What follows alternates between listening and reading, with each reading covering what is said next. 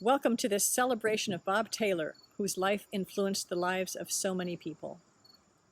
Bob was always willing to help out a friend in need, tuning up a lawnmower or delivering oversized luggage. He actually mailed cards to people on their birthdays, which he'd written down in his date book, not on his phone. And he handed me a sip of wine every time I drove in the driveway after an evening concert. We all certainly remember him in his role as a cellist, but of course there is so much more to know about him. Today, a few of his friends will share their memories, and I've put together some photos accompanied by recordings from Bob's chamber music performances.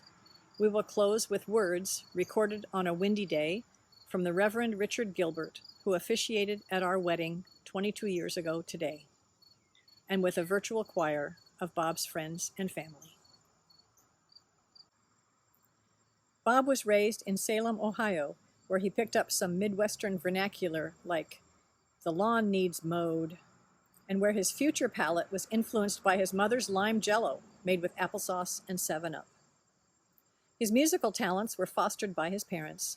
Homer was the organist at the Methodist Church, and Bob loved to tell how on Sunday mornings, if the congregation began talking too loudly during the prelude, Homer would increase the volume, which made them talk even louder. Then he'd suddenly get very soft to embarrass them into silence. His playing inspired Bob's lifelong love for the king of instruments. His mother, Opal, taught piano to Salem's budding keyboard players, but evidently that talent didn't rub off on Bob, who was once voted the world's worst piano player by one of his music theory classes. Thankfully for all of us, his parents spent Saturdays, week after week, driving him to cello lessons. Bob's sister Becky will be telling us more about growing up with Bob. Bob's energies have always been split between music and cars. His first paychecks came from Smith's garage, where he worked to earn money for his first car before he was even old enough to drive. This work experience came in handy later when he had to supplement his orchestra income by working late nights at gas stations.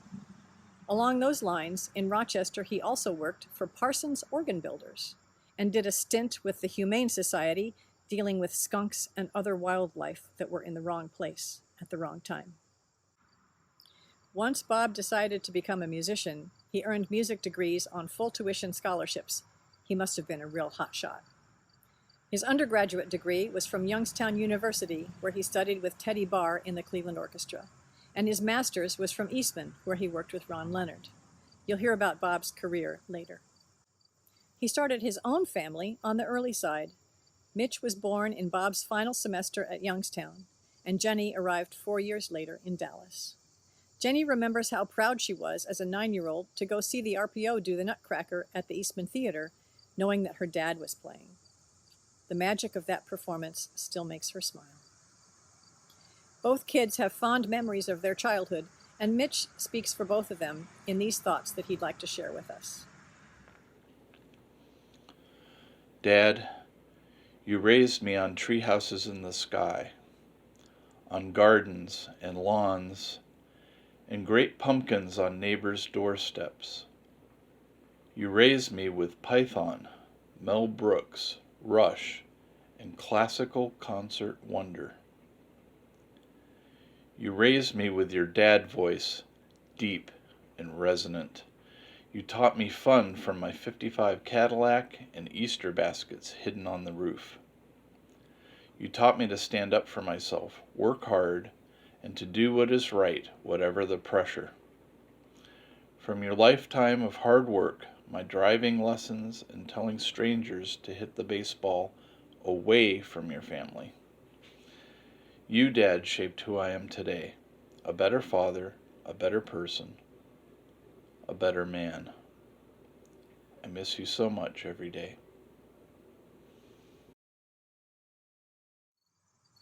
Thanks to Mitch, Bob had 7 grandchildren and eventually 4 great-grandchildren. He didn't have the opportunity to spend much time with them, but his visits to Florida were full of fun, laughter, and much love. Bob and I met as colleagues when I joined the RPO in 1983, but we didn't get to know each other until we started playing chamber music a few years later. We were both involved in our own lives, and the foundation of our friendship came from our time collaborating as musicians. Cut to 1998 when we got married. Bob's family circle became linked to mine, which included my relatives in California, and more importantly, my son Alex, who was 9 at the time. I'm not so sure that Bob was eager to participate in anyone's teenage years again, but both he and Alex survived and developed a rich friendship. For Bob, his last year and a half seemed to be one medical issue after the other. An Alzheimer's diagnosis came after we began noticing short-term memory issues, and then there were unspecified neurological enigmas. He faced a physical decline over last summer, and after several hospital stays, he came home for hospice care in November. I embraced the role of caregiver and followed along as his health declined, and then improved, and then declined again this spring. He always felt pretty good. He never had any pain, and he even remarked in March how lucky he was to not have any illness or disease. Perhaps that's one of the blessings of Alzheimer's. Even though the concerns of the pandemic kept people from being here in person, I made sure to chat with him about all the people who had been important in his life, like you. Following a stroke in late April, Bob passed comfortably and peacefully on May 17th. Memories of times with him will certainly linger in all of our hearts. Now Becky would like to say a few words about Bob. Hi, everybody, and thank you for joining us today as we remember my big brother, Bob. Bob was a happy only child for 7 years. This was rudely interrupted when I was born. My early memories come from old photos, Bob holding his new sister, pushing me up and down Jennings Avenue in a stroller, opening our Christmas gifts together. With a 7-year age difference, I envied his school and social activities. Bob loved cars, building things, riding his bike. A very complicated Christmas gift of a large erector set resulted in a working Ferris wheel, which I was absolutely not permitted to touch. His room was full of model cars that he built, car magazines. Unfortunately for me, he installed a lock on his door to keep his little sister out of there. As a teenager, he studied and practiced his cello seriously. He also dismantled an entire car engine in the basement. Whether or not it was ever put back together correctly, I don't recall. I do remember that our dad was not very happy about this. His first car was a big old Lincoln. He would occasionally agree to take me for a ride in the back seat. "Don't slam that door," he'd yell at me. A door that was almost too heavy for me to even close at all, let alone slam. I do remember a drag racing incident with friends, and if some of you are listening, you know who you are, which resulted in some trouble. They knew they could come to our house for help. Mom and Dad weren't pleased, but they were helpful in helping to sort out a solution. Our annual vacations in Chautauqua, those leave very good memories, and they continued for years and years. I do recall one event with Bob leaving for a cello competition without his cello. All of a sudden, my mom's like, "Oh my gosh," grabbed the cello, ran out the door, jumped in the car, and took off. Believe it or not, They passed each other on the highway, saw the cars, and the cello was exchanged, and Bob turned around and went back to that competition. I have no idea how he did, but I do definitely remember that. The debate about becoming a car mechanic or a musician went on for some time. Cello finally won out, but he kept his love for cars and the mechanics involved with them throughout his lifetime. He was a wonderful big brother and uncle. He stepped up to my side when I announced my intentions to marry Bourbon. He also walked me down the aisle as my dad played the organ. He paid for our son to go to a jazz camp at Eastman School one summer with his saxophone. Another time he had our daughter Alicia come and stay so that the child that they sponsored for a little summer break from her home had someone to play with. He and Melissa provided music at Alicia and JJ's wedding. They were thrilled when our son married a professional cellist who sometimes got to come to Rochester to perform. Work hard, do what you love. He will always be my big brother.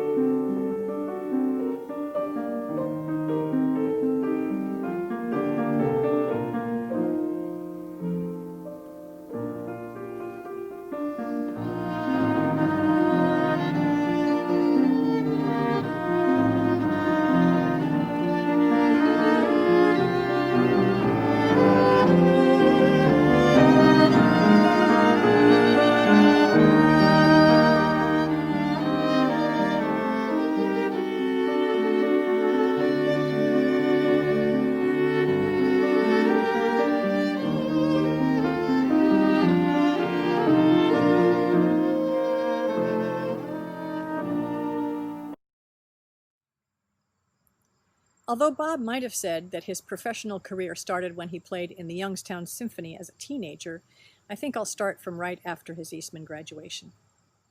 He joined the Dallas Symphony for 2 years, where his colleagues included Eastman graduates and future RPO players Bob Zimmerman and Tony and Denise DiCario. Here's a photo taken of them when Howard Hanson conducted in Dallas. After that, he taught cello and music theory at Youngstown University for 2 years. He was anxious about teaching the theory course since it wasn't his forte, but he said he managed to stay at least one lesson ahead of the class. In 1968, Bob returned to Rochester as a first-stand player in the RPO.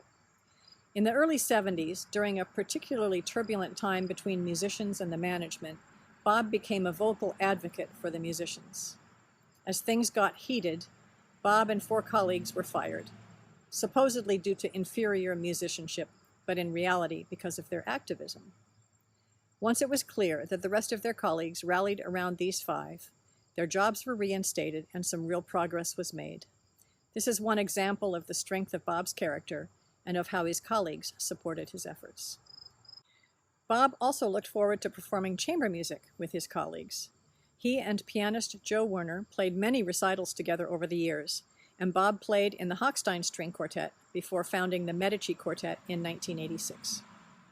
He presented a series of chamber music concerts at the First Unitarian Church, and later on I had him run the stage crew for my first Muse series there. All in all, Bob's deepest love in music was for the orchestral playing that stirred his emotions, from the serene power of Elgar's Nimrod to the emotional intensity of Verdi's Requiem and the brazen energy of a Shostakovich symphony. This was why he played the cello. I've asked Stefan Royce to say a few words about Bob as a friend and colleague, and following that is a musical tribute performed by 3 of Bob's colleagues in the orchestra. Hello, my name is Stefan Royce. I was the principal cellist of the RPO from 1988 to 2014.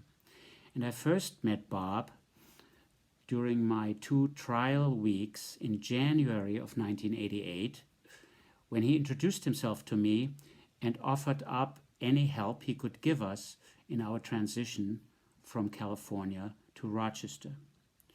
So in August 1988, we moved to Rochester, and he was one of the few people we knew, and he immediately helped us in so many ways. Here are just a few examples.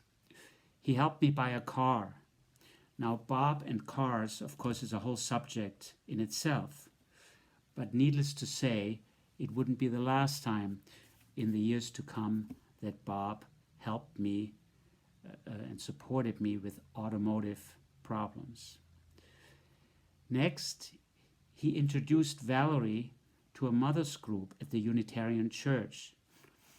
Now, we moved here with our 7-month-old son, Joshua, and we didn't know many people yet here, and Valerie initially, of course, felt rather isolated with a baby. So this mother's group became a lifeline, and in fact, there were a number of friendships that originated at this group that lasted for many years to come. Now, next, he took us to Kelly's Apple Farm in Hilton. Probably it was his favorite apple farm at the time. So he introduced us to this whole concept of apple farm, which of course we weren't familiar with from California. And for years and years and years, of course, we took our kids every fall to Kelly's Apple Farm and enjoyed this wonderful phenomenon of the Rochester area. Bob at the time ran a chamber music series at the Unitarian Church.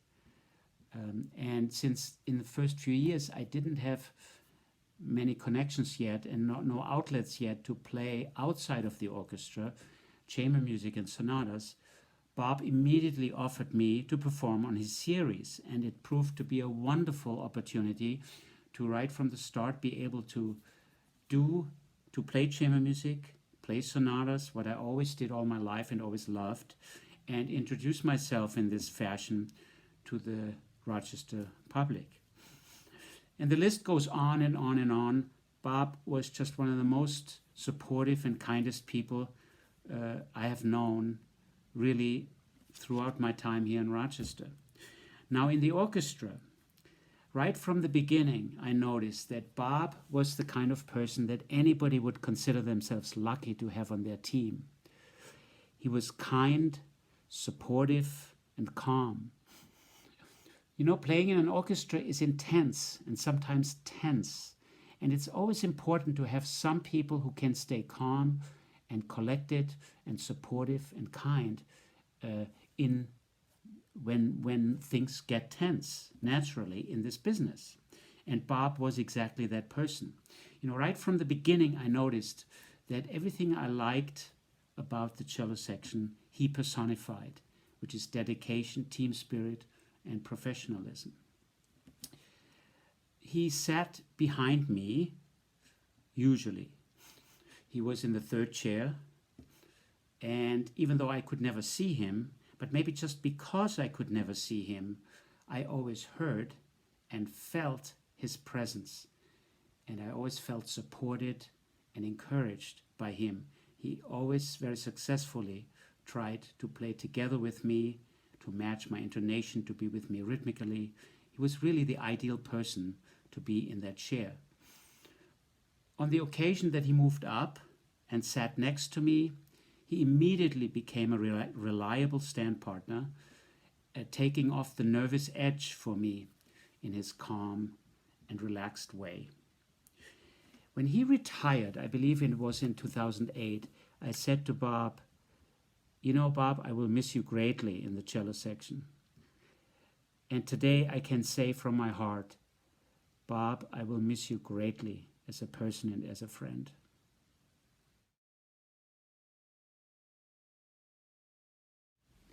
Bob had joined the RPO in 1968, considering it a stepping stone orchestra. When David Zinman became music director in 1974, his artistry and leadership convinced Bob to put down roots for the long term.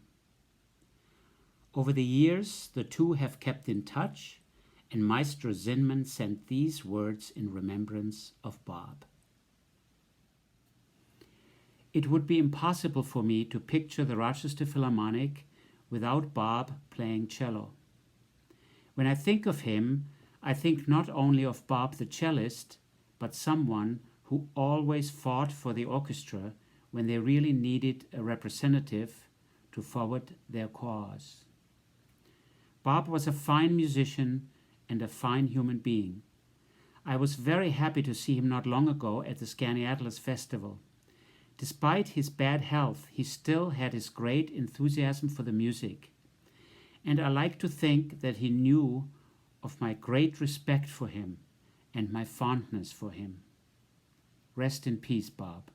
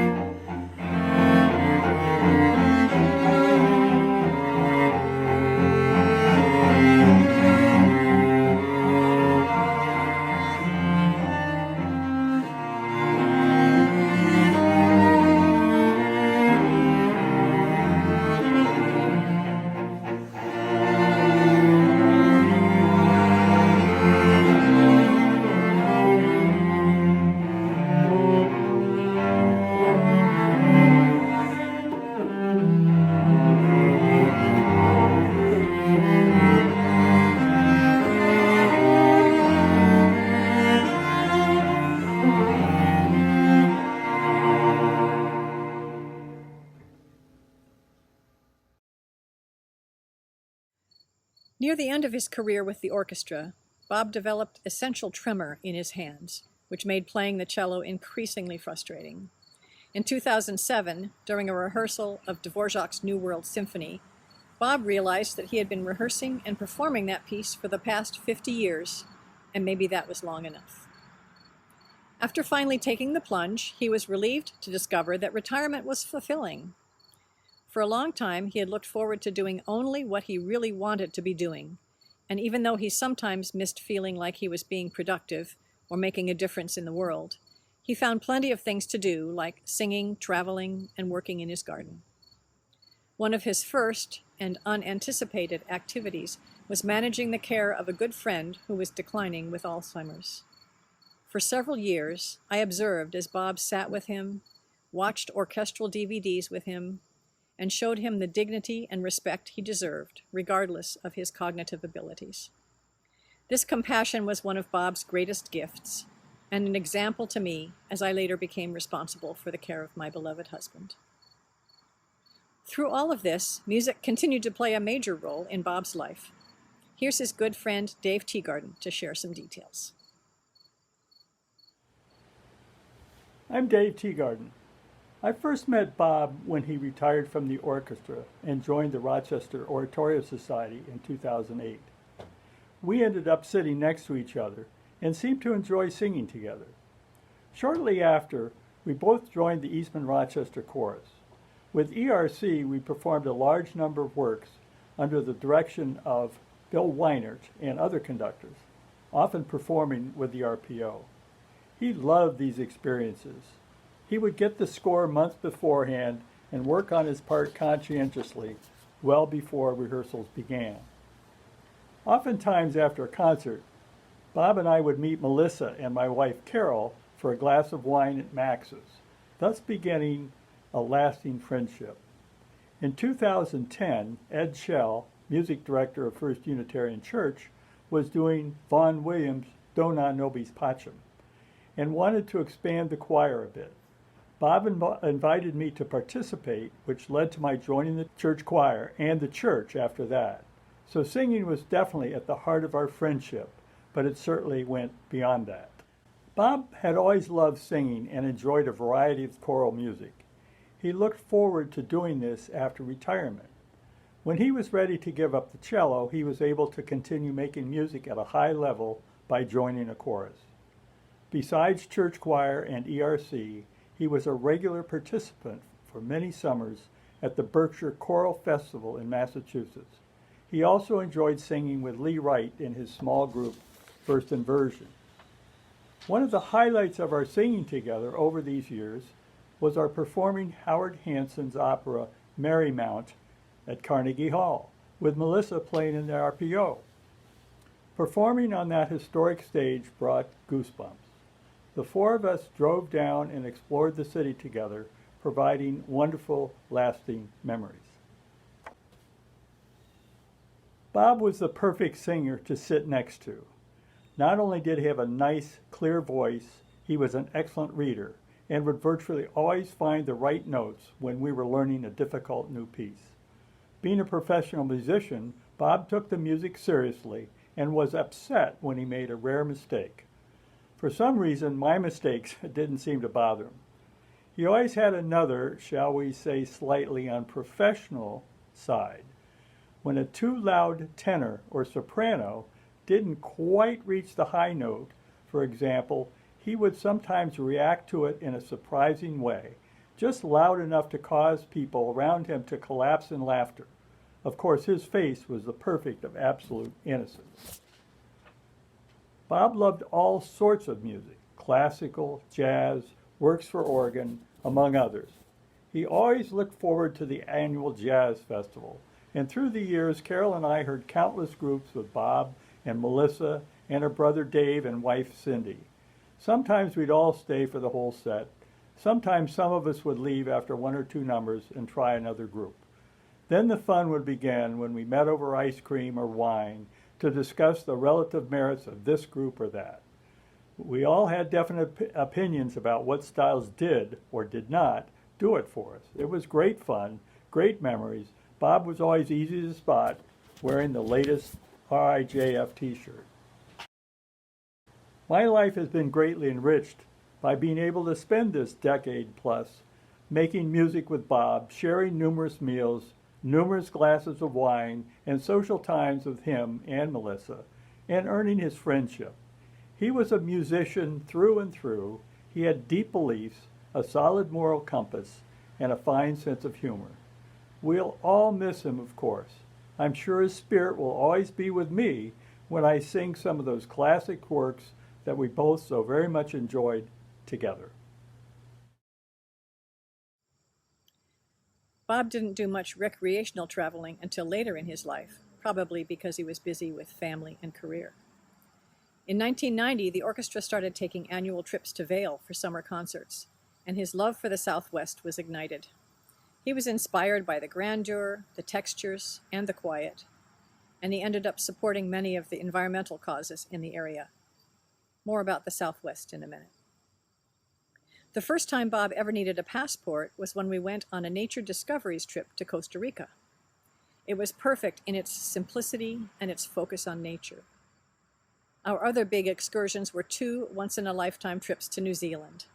The second time, we stopped in Hawaii in both directions in order to make the flights to New Zealand shorter, and obviously to visit Maui and Kauai. Bob absolutely loved New Zealand with its diverse natural beauty and its wonderful people. He said he would have been happy to stay there. I'm ever so grateful that we took the second trip when we did. Soon after that, he began showing signs of cognitive impairment. I loved exploring the world with him. We chose destinations based mostly on natural beauty, but sometimes also on the proximity to, wait for it, automotive museums. Now we'll hear from our good friends and traveling companions, Cass and Larry Eldridge. We've been good friends with Bob and Melissa for many years. We first got to know Bob through singing together in the First Unitarian Church Choir and with other musical events at the church. Music has always been a strong connection for us. But today, we're going to talk about our travels with Bob and Melissa. Bob had fallen in love with the Southwest, so our first trip together was to the Grand Canyon, Arches, Bryce, and Zion. His planning skills helped us shape a wonderful trip, but he was flexible too and could adjust his plans as needed, such as when we ran into rain and mud on a trail. One evening we had enjoyed sunset over Delicate Arch. We ended up being there long enough to have to scramble down the rocky trail in the dark using just little flashlights. For meals, we didn't need anything fancy. One early morning, we slapped together peanut butter and orange marmalade sandwiches. We grabbed bananas, and we headed down into Bryce Canyon for the early morning sunrise breakfast. It was lovely. Picnic lunches, we usually had in outstanding scenic places, unless it rained. And we had dinners out, or we cooked ourselves.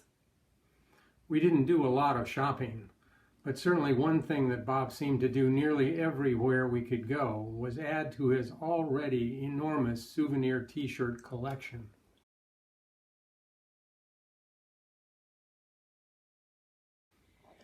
We found out that we were great travel companions, and we returned to the Southwest in a couple of years, revisiting some of our favorite places and finding new, gorgeous places to explore.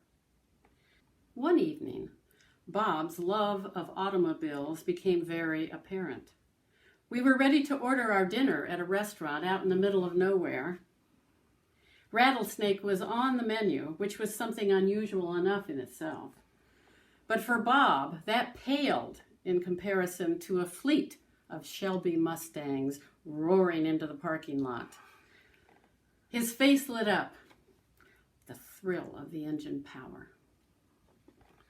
The four of us then decided to take a trip of a lifetime to New Zealand, and we knew the planning was in good hands when we walked into Bob's study and saw the huge maps taped to the wall with post-it notes all over, capturing the destinations of interest, the distances and the travel times between locations, accommodations along the way, and so much more. We did a lot of hiking on our travels, and since Bob had a few years on us, he sometimes encouraged us to go ahead and explore while he happily held back, content to enjoy the beauty from the vantage point of a comfortable rock or log. Like the rest of us, Bob enjoyed taking pictures, particularly of clouds and sunrises and sunsets, and then he got a kick out of capturing any contrails that broke up the sky. He always preferred seeing the big picture, and in New Zealand he decided to take a fantastic helicopter flight over the glaciers while the rest of us spent our time hiking on terra firma. At the end of a beautiful day, or sometimes even in the middle of the day, Bob would get things going by popping the cork of a wine bottle. Cheers! There was always a boisterous clinking of wine glasses as we celebrated the day's exploits and each other's company. We could count on Bob to entertain us with his subtle, in-the-moment sense of humor and his warm smile. Bob was not only a wonderful traveling companion, he was a very special friend in our day-to-day lives. We feel fortunate to have known him. We miss you, Bob.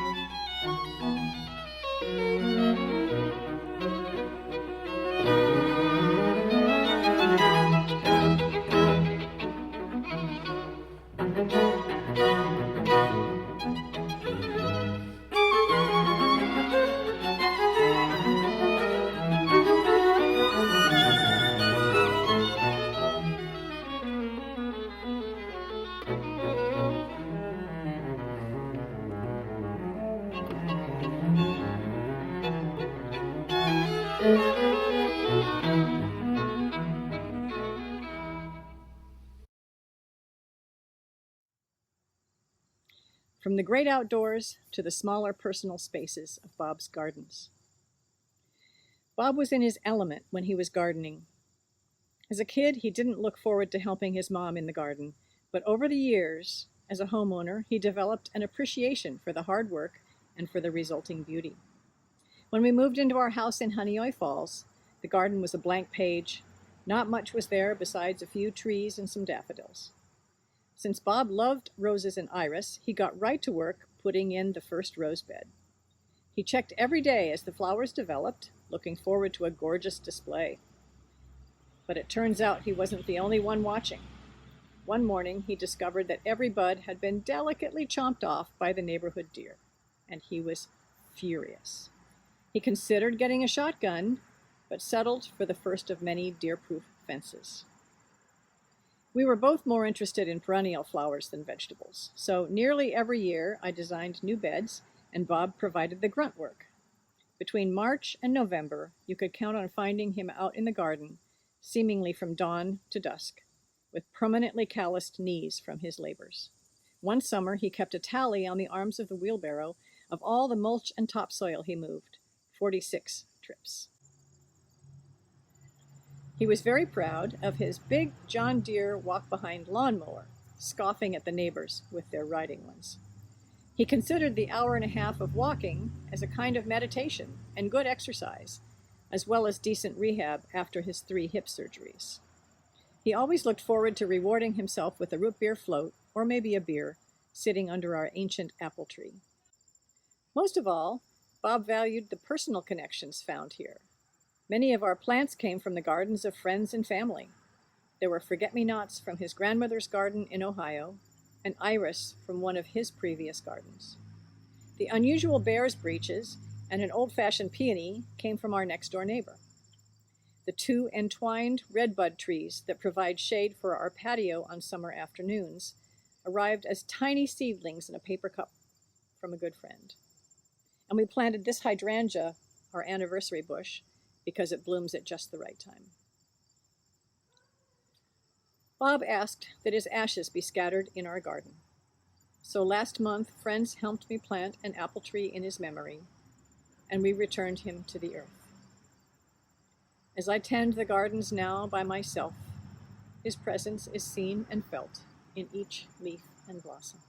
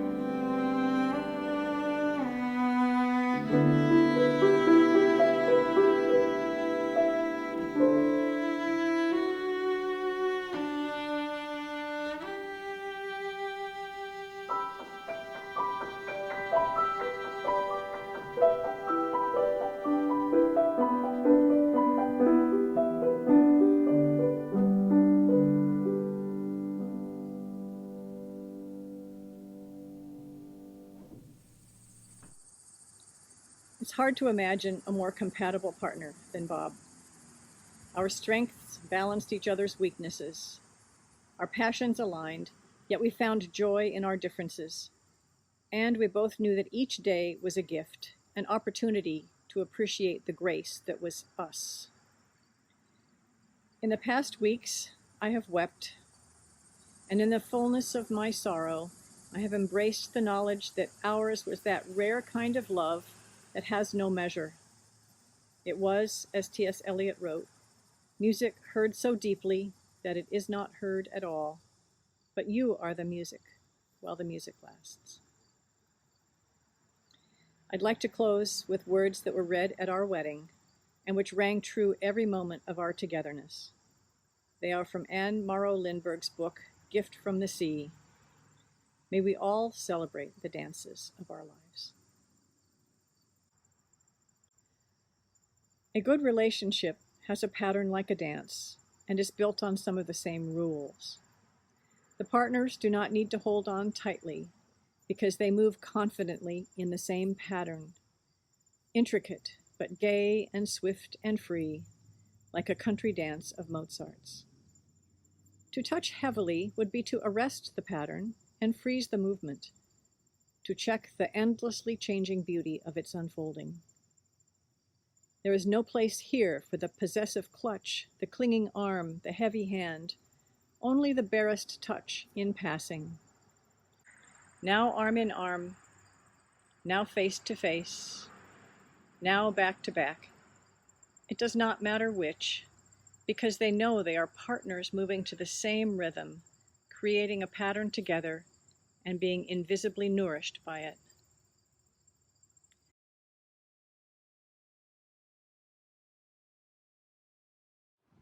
Thanks be for Bob Taylor, whose wonderful cello sounds gave me inspiration on many Sunday mornings at First Unitarian.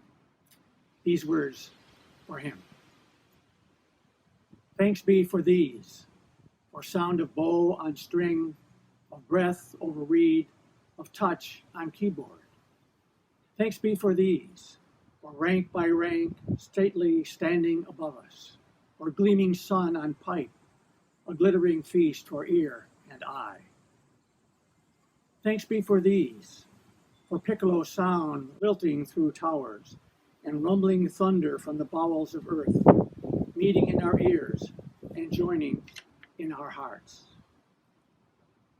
Thanks be for these, for majestic march in time of joy, and uplifting melody when sadness engulfs us, for every time when we are in need. Thanks be for these, for pipes played with love and those who placed them there, for memories of labor lovingly done and anticipation of beauty yet to be, for all those things in which we are delighted. Thanks be for these. And now, as we close our celebration of the life of Bob Taylor, we consider these words. I am not here now, but within and among you, my spirit lingers.